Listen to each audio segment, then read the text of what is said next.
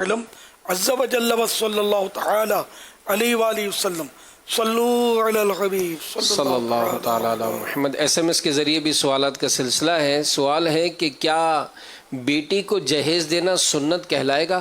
اس معاشرے میں یہ چل رہا ہے کہ جہیز ایک لعنت ہے، ایسا کہنا کیسا؟ سرکار نامدار صلی اللہ تعالی علیہ وآلہ وسلم نے اپنی بیٹی شہزادی کونین بی بی فاطمہ زہرا رضی اللہ تعالی عنہا کو جہیز عطا فرمایا۔ تو اب یہ کہ اس کے علاوہ دیگر شہزادیوں کو دیا نہیں دیا مجھے پتہ نہیں ہے، اور ایسا کچھ دوسروں کا پتہ نہیں ہے، اور دینے کا حکم دیا یہ بھی پتہ نہیں ہے، ٹھیک ہے نا۔ تو اب ایک حدیث پاک یعنی ایک تو ہے کہ یہ تو دیا شہزادی کو، تو اس کو کہیں گے کہ حدیث پاک سے ثابت ہے جہیز دینا، کیونکہ وہ عمل ایک آدھ بار کرنے سے اعلیٰ حضرت فرماتے کہ ایک آدھ بار سرکار نے کوئی عمل کیا ہو تو اس کو سنت نہیں کہا جا سکتا۔ ہاں اگر سرکار نے حکم دیا تو وہ اس کا سنت ہونا وہ پھر الگ اس کی ترکیب ہوگی۔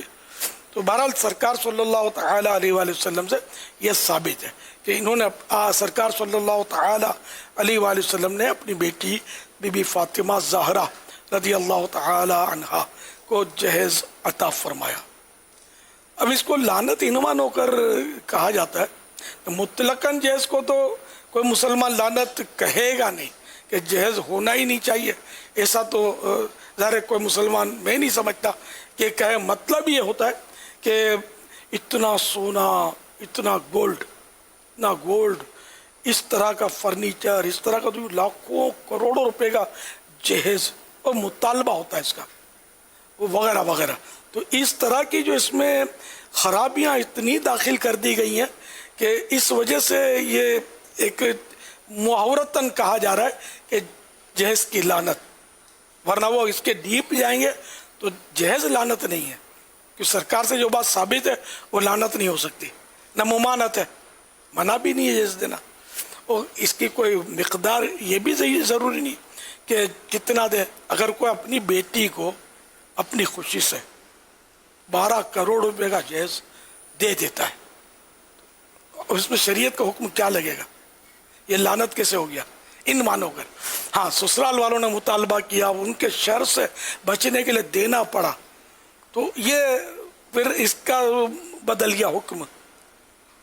تو اس طرح یعنی کہ جس میں یہ برائیاں آ جاتی ہیں نا، تو اب وہ برائیوں والا حصہ تو لعنت ہے، تو یہ مطلقاً کہتے ہیں کہ وہ جہیز لعنت ہے، میں جو مطلب، ورنہ حقیقت میں جہیز لعنت نہیں ہے۔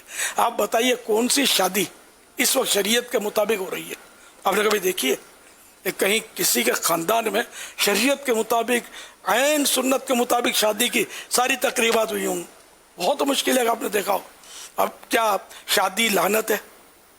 نعوذ باللہ، کبھی سنا نہیں ہے، یہ محاورہ بھی بنا نہیں ہے، شادی سے کوئی بچتا نہیں ہے، سب کو کرنی ہے، تو یہ محاورہ بن نہیں پایا اور شاید بنے گا بھی نہیں، یا خود ہی پھنسے گا کہ شادی تو یہ بھی کرے گا، یا خود شادی شدہ ہے اور اب کہے گا شادی لعنت ہے، تو بھی ترکیب بنے گی نہیں۔ تو جو غلط چیزیں وہ غلط ہے۔ ناک پر مکھی بیٹھی ہے تو ناک لعنت نہیں ہے، ناک اچھی چیز ہے، ناک نہیں کاٹ دو بلکہ مکھی اڑا دو۔ تو جہیز میں جو خرابیاں آ گئی اس کو نکال باہر کرو، جہیز کو باقی رکھو، کہ میرے آقا سے ثابت ہے، سر آنکھوں پر چشم ماں روشن، دل ماں شاد۔ صلو علی الحبیب صلی اللہ تعالی علی محمد۔